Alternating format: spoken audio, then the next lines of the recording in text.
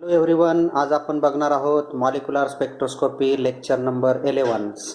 तर lecture number 11 मध्ये आज आपण बघूया numericals and application of rotational vibrational spectroscopy. तर पहिल्यांदा आपण न्यूमेरिकल्स बघूया. Numerical number 1, the vibrational rotational spectrum of HCl. The fundamental band appear at 2.886 into 10 raised to 5 per meter. First overtone at 5.668 into 10 raised to 5 per meter. Calculate harmonicity constant and vibrational frequency of molecules. तर याच्यामध्ये आपल्याला काय दिलेलं आहे? Fundamental band दिलेला आहे. Fundamental band gamma बार, त्याला consider काय करू आपण? Gamma bar. Fundamental band gamma bar is equal to value is 2.886 into 10 raised to 5 ही व्हॅल्यू आपल्याला दिलेली आहे. दुसरी व्हॅल्यू काय दिलेली आहे आपल्याला? फर्स्ट ओव्हरटोन दिलेला आहे. First overtone gamma bar 1 is equal to 5.668 into 10 raised to 5 per metre. या सगळ्या व्हॅल्यू आपल्याला या ठिकाणी दिलेल्या आहेत. सोल्युशन आपण करत असताना, याचं सोल्युशन करत असताना आपण डिराईव्ह केलेलं आहे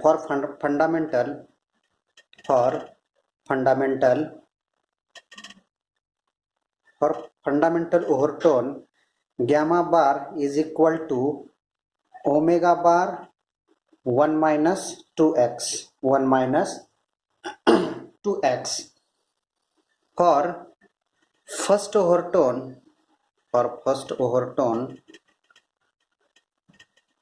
gamma bar 1 is equal to 2 omega bar 1 minus 2x. हे इक्वेशन आपण डिराईव्ह केलेले आहेत. Anharmonicity frequency for fundamental first second overtone as a ratio 1:2:3. त्याच्यामध्ये आपण हे इक्वेशन डिराईव्ह केलेले आहे. तर आपण हे फंडामेंटलचं इक्वेशन घेतलेलं आहे आणि फर्स्ट ओव्हरटोनचं इक्वेशन घेतलेलं आहे. याला इक्वेशन नंबर 1 म्हणूया, याला इक्वेशन नंबर 2 म्हणूया. फ्रॉम इक्वेशन 1 and 2 किंवा divide equation 1/2 gamma bar upon gamma bar 1 is equal to omega bar 1 minus 2x upon 2 omega bar 1 minus 2x 3x आहे. या ठिकाणी किती आहे? 3x आहे. 1 minus 3x. ओमेगा बार गेट कॅन्सल. काय येईल? गॅमा बारची व्हॅल्यू काय आहे? गॅमा बारची value 2.886 into 10 raised to 5 divided by 5.668 into 10 raised to 5 is equal to 1 minus 2x upon 2 into 1 minus 3x. हे जर आपल्याला सॉल्व करायचं असेल 2.886 into 10 raised to 5 5.668 into 10 raised to 5 is equal to 1 minus 2x 2 minus 6x 2 minus 6x 10 raised to 5 get cancel. ही जर value आपण divide केली तर काय येईल? 0.5091 is equal to 1 minus 2x upon 2 minus 6x. हा फॅक्टर आपण इकडे ट्रान्सफर करूया. हा फॅक्टर आपण काय करूया? इकडल्या साईडला ट्रान्सफर करूया. 0.5091 into 2 minus 6x is equal to 1 minus 2x. आता ह्याचं जर आपण मल्टिप्लिकेशन केलं तर काय येईल? 0.5091 into 2 is equal to 1.0181 minus याने याला मल्टिप्लाय केलं तर 0.5091 into 6x तर त्याची व्हॅल्यू येईल 3.0546x is equal to 1 minus 2x. हे 1 आपण इकडे ट्रान्सफर करूया आणि ही टर्म्स आपण इकडे ट्रान्सफर करू. एक्सच्या टर्म्स एका साईडला घेऊया आणि न्यूमेरिकल्स टर्म्स एका बाजूला घ्या. 1.0181 minus 1 is equal to 3.0546 minus x minus 2x. हे ह्याच्यातनं जर सबस्ट्रॅक्शन केलं तर व्हॅल्यू काय येईल 0.0183 इज इक्वल टू ह्याच्यातनं सबस्ट्रॅक्ट केल्यानंतर 1.0546x ही व्हॅल्यू येईल. Therefore x is equal to 0.0183 upon 1.054. Therefore x is equal to 0.01735 ही व्हॅल्यू येईल. त्याचं जर आपण डिवायडेशन केलं तर आपल्याला ही एक्सची व्हॅल्यू येईल. आता आपल्याला काय काढायचं याच्यामध्ये ओमेगा बारची व्हॅल्यू काढायची आहे. दुसरी व्हॅल्यू कशाची काढायची आहे omega bar. For fundamental overtone gamma bar is equal to omega bar 1 minus 2x. Therefore omega bar is equal to gamma bar upon 1 minus 2x. Gamma bar ची व्हॅल्यू काय आहे या ठिकाणी दिलेली आहे 2.886 into 10 raised to 5 ही value आहे upon 1 minus 2 into या ठिकाणी x ची व्हॅल्यू 0.01735 ही व्हॅल्यू त्या या ठिकाणी आलेली आहे. जर आपण हा पूर्ण फॅक्टर सॉल्व केला तर याची व्हॅल्यू काय येईल. हा पूर्ण फॅक्टर सॉल्व केल्यानंतर हा पूर्ण फॅक्टर कॅल्क्युलेटरच्या सहाय्याने तुम्ही सॉल्व करायचा आहे. ते या ठिकाणी मी सॉल्व करून घेतलेला आहे. तर याची व्हॅल्यू काय येईल 2.9897 into 10 raised to 5 ही कशाची व्हॅल्यू येईल ओमेगा बारची व्हॅल्यू येईल. तर सेकंड टाइम दुसरा ओव्हरटोन साठी काढलं तर आपण फॉर फर्स्ट ओव्हरटोन फॉर्म्युला काय आपला gamma bar 1 is equal to 2 omega bar 1 minus 3x. त्याच्यामध्ये omega bar is equal to gamma bar 1 upon 2 into 1 minus 3x. तर या पद्धतीने आपण याची जर व्हॅल्यू ठेवली याची व्हॅल्यू किती आहे गॅमा बार 1 ची 5.668 into 10 raised to 5 upon 2 into 1 minus 3 into 0.x ची व्हॅल्यू या ठिकाणी आहे 0.01735. हा जर पूर्ण आपण फॅक्टर सॉल्व केला तर याची पण व्हॅल्यू जी आहे याची जी व्हॅल्यू आहे ती एवढीच येणार आहे. याची व्हॅल्यू किती येणार आहे एवढीच येणार आहे. Omega bar is equal to तुम्ही सॉल्व करून बघू शकताय त्याची व्हॅल्यू किती येणार आहे omega bar is equal to 2.9897 एवढीच त्याची काय येणार आहे व्हॅल्यू येणार आहे. नेक्स्ट एक्झाम्पल आहे the vibrational rotational spectrum of HBR. The fundamental band appear at 3.886 into 10 raised to 5 per meter and first overtone at 6.668 into 10 raised to 5. Calculate the unharmonicity constant x and vibrational frequency omega bar. हे आपल्याला काय करायचं आहे त्याच्यामध्ये calculate करायचं आहे.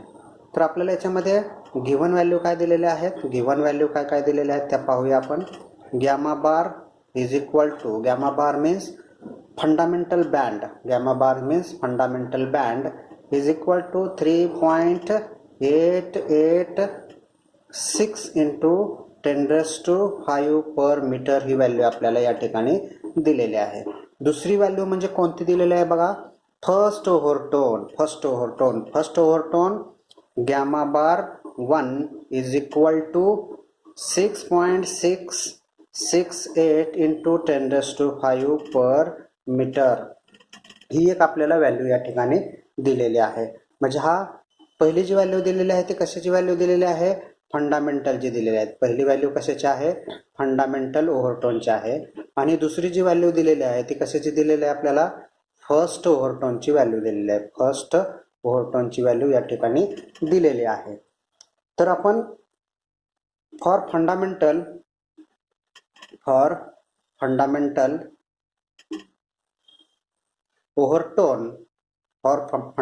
overtone, the equation is given by gamma bar is equal to omega bar 1 minus 2x. We know that हे equation आपल्याला माहित आहे. For first overtone, the equation is given by first overtone is denoted by gamma bar 1 is equal to 2 omega bar 1 minus 3x. याला equation 1 म्हणूया, याला equation number 2 म्हणूया. हे equation आपण डिराइव्ह केलेले आहेत. कुठं डिराइव्ह केलेले होते, तर frequency for fundamental first second overtone as ratio 1:2:3 त्याच्यामध्ये आपण हे इक्वेशन डिराइव्ह केलेले होते. तर आपण बघूया आता from equation 1 and 2. From equation 1 and 2 or divide equation 1 by 2. Therefore gamma bar upon gamma bar 1 is equal to omega bar 1 minus 2x upon 2 omega bar 1 minus 3x. omega bar get cancelled. Therefore gamma bar upon gamma bar 1 is equal to 1 minus 2x upon 2 into 1 2 minus 2 into 3 6x. तर आपल्याला value मिळालेल्या आहे. आता ह्या व्हॅल्यूमध्ये ह्याच्या value आहेत gamma बार आणि gamma bar 1 यांच्या व्हॅल्यू आपण याच्यामध्ये ठेवूया. तर गॅमा बारची व्हॅल्यू काय आहे या ठिकाणी दिलेली आहे. गॅमा बारची व्हॅल्यू काय, गॅमा बारची व्हॅल्यू तर 3.886 इंटू 10⁵ पर मीटर ही व्हॅल्यू आपल्याला दिलेली आहे. डिवायडेड बाय गॅमा बार 1 ची व्हॅल्यू 6.668 इंटू 10⁵ पर मीटर ही पण आपल्याला व्हॅल्यू दिलेली आहे. Is equal to 1 minus 2x upon 2 minus 6x. 10⁵ per meter हे सगळं कॅन्सल होईल. आणि यांचं जे डिवायडेशन आहे ही डिवायडेशन व्हॅल्यू किती येणार आहे, 0.5827. हे तुम्ही कॅल्क्युलेटरच्या साहाय्याने डिवाइड करून पाहायचं आहे. तर त्याची व्हॅल्यू काय येईल, 0.5827 is equal to 1 minus 2x upon 2 minus 6x. ही जी टर्म्स आहे 2 minus 6x ही आपण या ठिकाणी ट्रान्सफर करूया. इकडे आल्यानंतर काय होईल, ती मल्टिप्लाय होईल. Therefore 0.5827 into 2 minus 6x is equal to 1 minus 2x. आता 0.5827 into 2 is equal to 1.1654 minus 0.5827 into 6x is equal to 3.4962x is equal to 1 minus 2x. हा 1 इकडे ट्रान्सफर करायचा आणि ही x वाली टर्म्स इकडे ट्रान्सफर करायची. तर काय येईल, 1.1654 minus 1 is equal to 3.4962 minus 2x. Therefore 1.1654 minus 1, 0.1654 is equal to 3.4962 minus 2x, 1.4962x. Therefore x is equal to 0.1654 upon 1.4962. Therefore x is equal to, हे डिवाइड केल्यानंतर व्हॅल्यू काय येईल 0.1105. ही जी व्हॅल्यू आलेली आहे ही व्हॅल्यू कशाची आलेली आहे आपली x ची व्हॅल्यू. x ची व्हॅल्यू म्हणजेच काय आलेली आहे आपला अनहार्मोनिसिटी कॉन्स्टंटची व्हॅल्यू आलेली आहे. अनहार्मोनिसिटी कॉन्स्टंटची व्हॅल्यू या ठिकाणी आपण कॅल्क्युलेट केलेली आहे. तर आता नेक्स्ट पॉइंट आपल्याला काय कॅल्क्युलेट करायचं आहे व्हायब्रेशनल फ्रिक्वेन्सी म्हणजेच ओमेगा बार कॅल्क्युलेट करायचा आहे. ओमेगा बार आपल्याला कॅल्क्युलेट करण्यासाठी फॉर्म्युला दिलेला आहे आपल्याला या ठिकाणी. हा फॉर्म्युला आहे gamma bar is equal to omega bar 1-2x. हा फॉर्म्युला या ठिकाणी आहे. तर या फॉर्म्युलाला आपण रिअरेंज केलं तर फॉर्म्युला कसा येईल omega bar is equal to gamma bar upon 1-2x. अशा प्रकारे हा फॉर्म्युला येईल. तर यामध्ये आपल्याला गॅमा बारची व्हॅल्यू माहीत आहे आणि एक्सची पण व्हॅल्यू माहीत आहे. तर त्या व्हॅल्यू आपण या फॉर्म्युलामध्ये ठेवू शकतो. गॅमा बारची व्हॅल्यू काय आहे या ठिकाणी दिलेली आहे 3.886 इंटू 10⁵. ती व्हॅल्यू आपण या ठिकाणी ठेवलेली आहे. 1-2 इंटू एक्सची व्हॅल्यू या ठिकाणी आलेली आहे 0.1105. या ठिकाणी आपण ही व्हॅल्यू ठेवलेली आहे. तर आता हा पूर्ण जर फॅक्टर आपण सॉल्व्ह केला पूर्ण ही टर्म कॅल्क्युलेटरच्या सहाय्याने आपण जर सॉल्व्ह केली आणि हे तुम्ही पण कॅल्क्युलेटरच्या सहाय्याने सॉल्व्ह करायचे आहे तरच आपली प्रॅक्टिस होणार आहे. त्यामुळे हे तुम्ही सॉल्व्ह करून पाहायचं आहे. तर मी या ठिकाणी ही डायरेक्ट व्हॅल्यू सॉल्व्ह केलेली व्हॅल्यू या ठिकाणी लिहित आहे. तर या ठिकाणी याची व्हॅल्यू येत आहे 4.988 इंटू 10⁵. ही व्हॅल्यू कशाची आली ओमेगा बारची व्हॅल्यू आलेली आहे. ही ओमेगा बारची व्हॅल्यू या ठिकाणी आपण कॅल्क्युलेट केलेली आहे. त्याच पद्धतीनं हे आपण फंडामेंटलसाठी सॉल्व्ह केलेलं आहे. हे कशासाठी सॉल्व्ह केलेलं आहे आपण फंडामेंटल ओव्हरटोन फॉर व्हायब्रेशनल फ्रिक्वेन्सी. आपण सेकंड कॅल्क्युलेट करू शकतो फर्स्ट ओव्हरटोनसाठी. फर्स्ट ओव्हरटोनचा फॉर्म्युला या ठिकाणी काय दिलेला आहे या ठिकाणी हा फॉर्म्युला या ठिकाणी आहे gamma bar 1 is equal to 2 omega bar 1-3x. हा आपला फॉर्म्युला आहे. तर omega bar is equal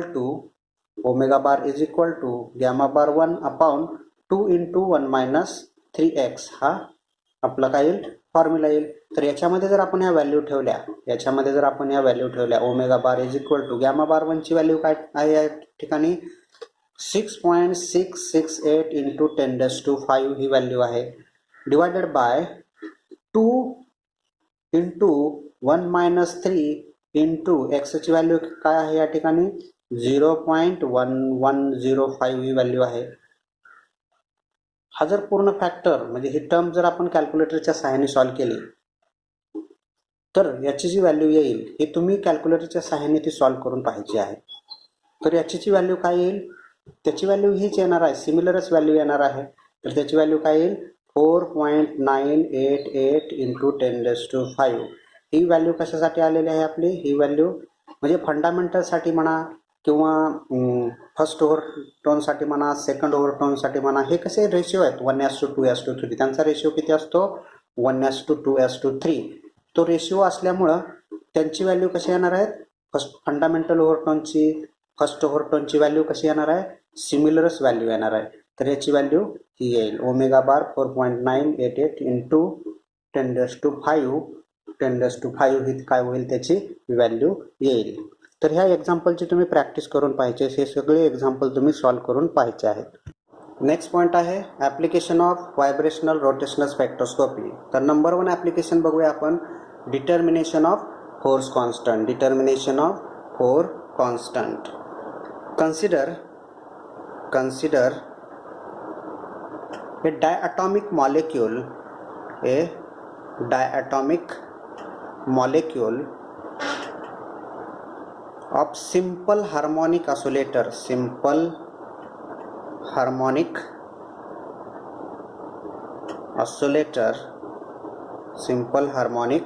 oscillator its obey It's obey Hooke's law.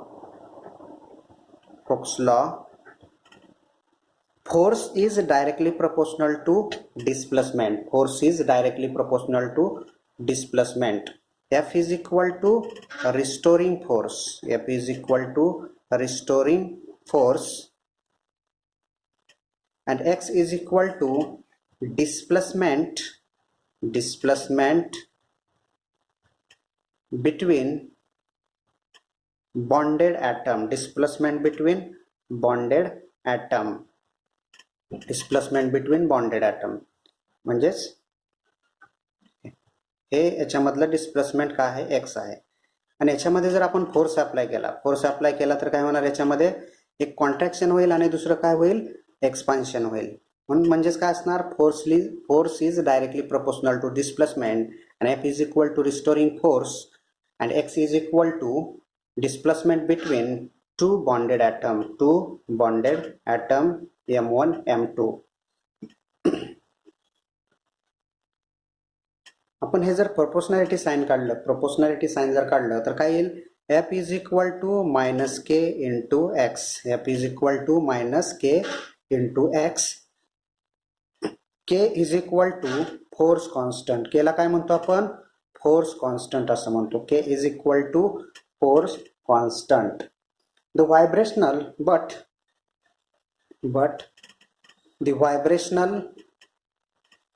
frequency in wave number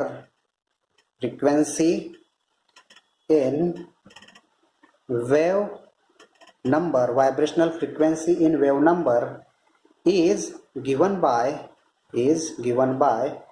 omega bar is equal to 1 upon 2 pi c square root k upon mu. Omega bar is equal to frequency in wave number. C is equal to velocity of light 3.0 into 10 raised to 8 meter per second Mu is equal to reduced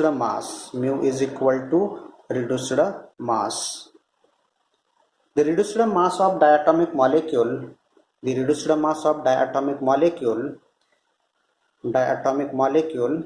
is equal to M1 M2 upon M1 plus M2 into Avogadro's number. Na means Avogadro's number. 6.023 into 10 raised to 23. याला म्हणूया equation number 1. Equation number 2. Equation 2 squaring on both sides.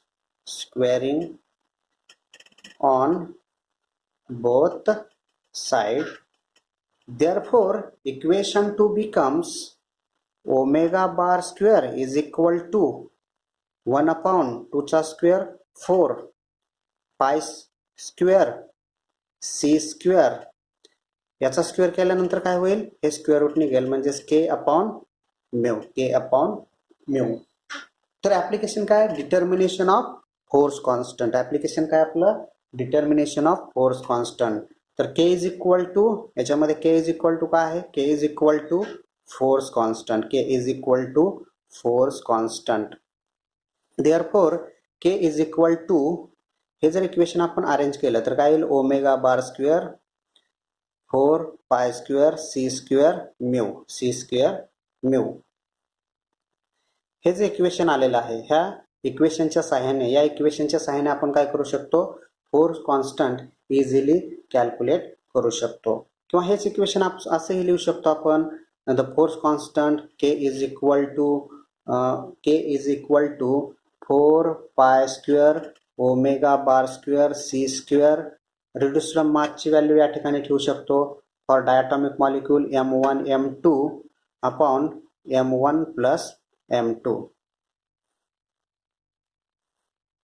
K is equal to force constant. म्हणजे ह्या फॉर्म्युलेच्या सहाय्याने आपण force constant हा easily determine करू शकतो. तर हे झाले ॲप्लिकेशन नंबर 1. तर या ठिकाणी आपण हे लेक्चर स्टॉप करीत आहोत.